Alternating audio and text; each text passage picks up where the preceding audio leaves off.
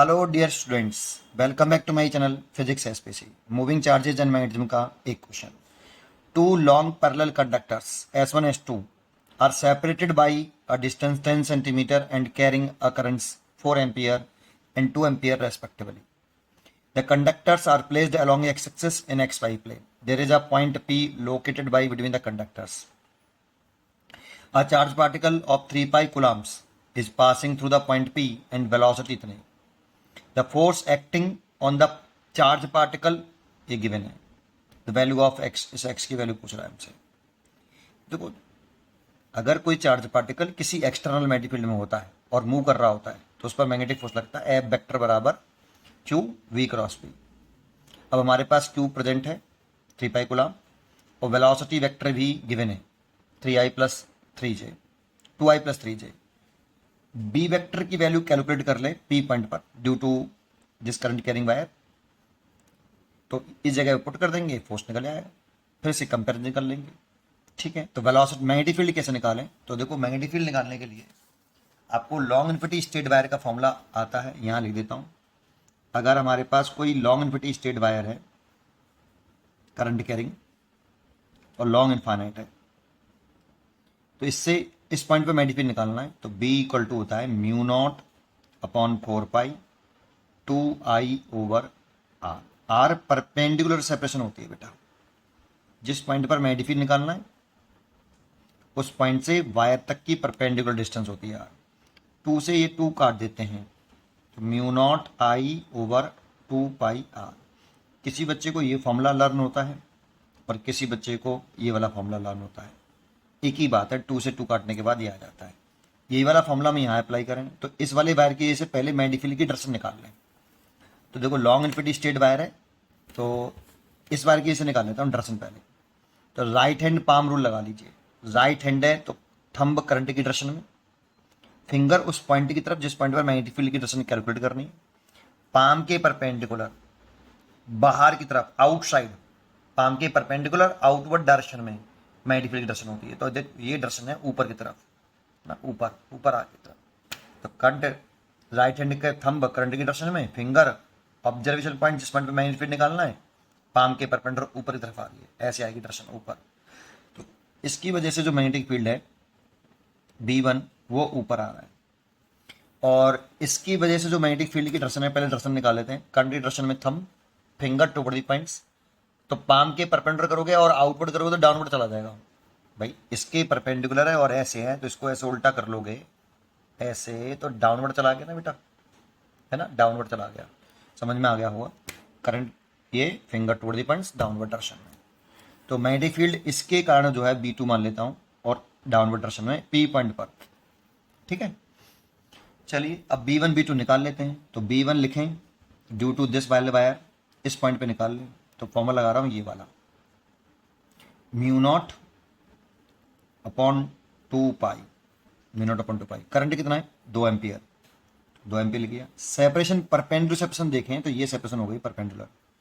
अगर ये 10 सेंटीमीटर है, ये 4 सेंटीमीटर है, तो ये 6 सेंटीमीटर होगा।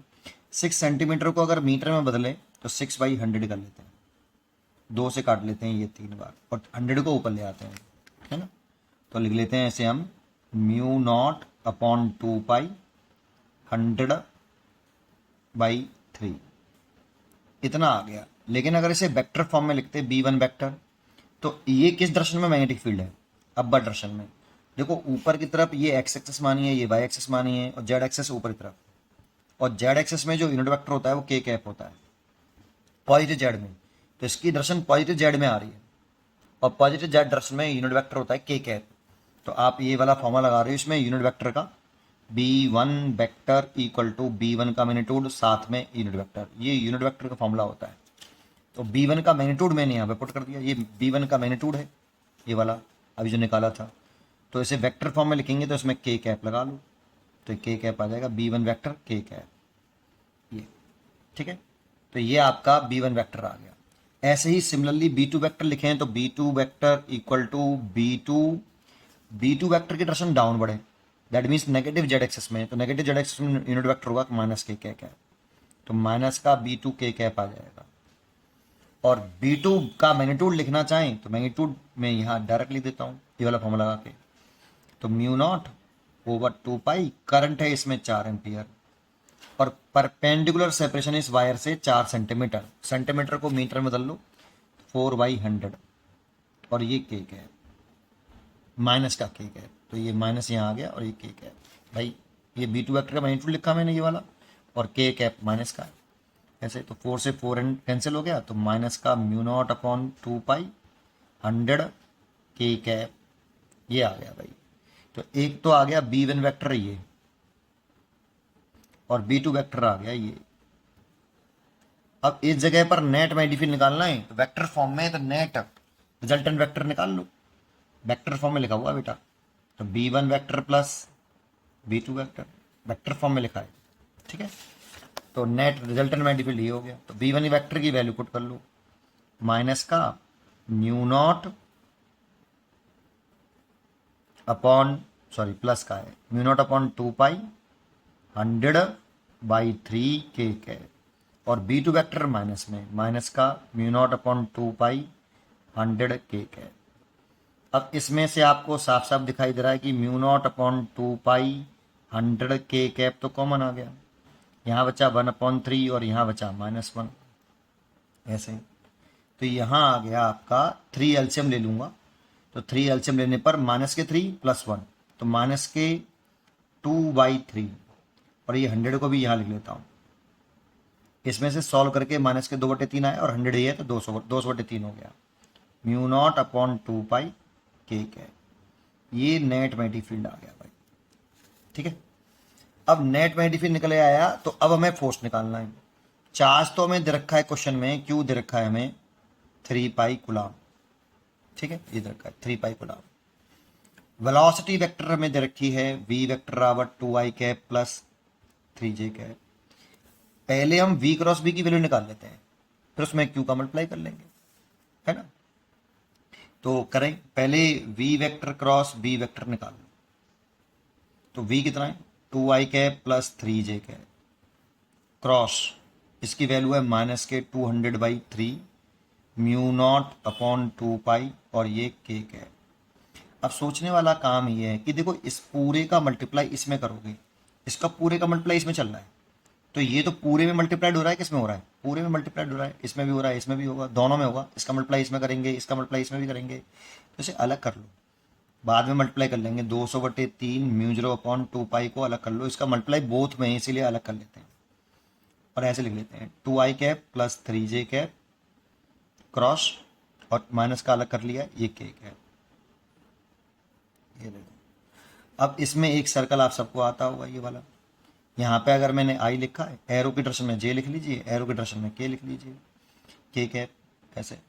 अब इसका इसमें मल्टीप्लाई करेंगे तो ये होगा -200/3। इस म्यू 0 की वैल्यू यहाँ पे पुट करनी पड़ेगी, क्योंकि जो फोर्स है ना वो म्यू 0 के टर्म में नहीं दिख रहा है। तो म्यू 0 की वैल्यू कितनी होती है भाई, म्यू 0/4 पाई जो होता है वो 10⁻⁻7 होता है, तो म्यू 0 की वैल्यू हो गई 4 पाई 10⁻⁻7 डिवाइड बाई 2 पाई, ठीक है। अब इसका से मल्टीप्लाई करें तो 2 ब्रैकेट में आई क्रॉस के हो जाएगा, प्लस 3 ब्रैकेट में जे क्रॉस के कैप हो जाएगा ऐसे। तो देखो आप और आगे सॉल्व कर लो, तो देखो पाई से तो पाई कैंसिल हो गया, है ना। 2 से ये 100 वाट कैंसिल कर लो, इस 100 को इसकी पावर में से कम कर लो, तो ये 4 हो गया माइनस का, और ये 3 हो गया, और ये 10⁻⁻5 हो गई, ठीक है। और ब्रैकेट में 2 आई क्रॉस के, तो आई से के की तरफ शॉर्टेस्ट पाथ से चलो, आई से जे के की तरफ शॉर्टेस्ट पाथ से, तो ऐसे चल रहे हैं, तो इस एरो के अपोजिट डायरेक्शन में चल रहे हैं, तो माइनस का जे आएगा, माइनस का जे क्या है, प्लस जे क्रॉस के शॉर्टेस्ट पाथ से, जे से के की तरफ शॉर्टेस्ट पाथ से, ये वाला शॉर्टेस्ट पाथ होगा, ये लॉन्गेस्ट पाथ होगा, तो शॉर्टेस्ट पाथ चलो ऐसे चल रहे हैं, और एरो की डायरेक्शन में ही चल रहे हैं, इसलिए प्लस आएगा, कितना आएगा बचा हुआ आई, तो कितना लिख लें 3i कैप, ये तो क्रॉस प्रोडक्ट हो गया, ठीक है। ये वाली माइनस साइन का अंदर मल्टीप्लाई कर लो अगर करना चाहो तो, तो ये हो गया 4/3 इंटू 10⁻⁻⁵ अंदर मल्टीप्लाई कर लेंगे तो ये माइनस का और ये प्लस का, तो माइनस के 3i कैप और प्लस का 2j कैप। ये v क्रॉस b निकला है अभी, और एफ वेक्टर चाहिए तो एफ वेक्टर बराबर Q v cross b। Q की वैल्यू 3 और v क्रॉस b की वैल्यू 3 और इसकी वैल्यू है multiplied by 4/3 multiplied by 10⁻⁻⁵ minus के 3i प्लस के 2j। देखो ये तो q की वैल्यू हो गई और ये v क्रॉस b की वैल्यू हो गई, 3 से 3 कैंसिल कर लो, 4 10⁻⁻⁵ माइनस के 3i कैप प्लस के 2j कैप। अब इसकी कंपैरिजन कर लो, ये एफ वेक्टर आ गया, हमें एफ वेक्टर एक दे रखा है वहां पे, यही दे रखा है 4 10⁻⁻⁵ माइनस एक्स आई कैप प्लस 2j कैप, ऐसे दे रखा है ये, ठीक है।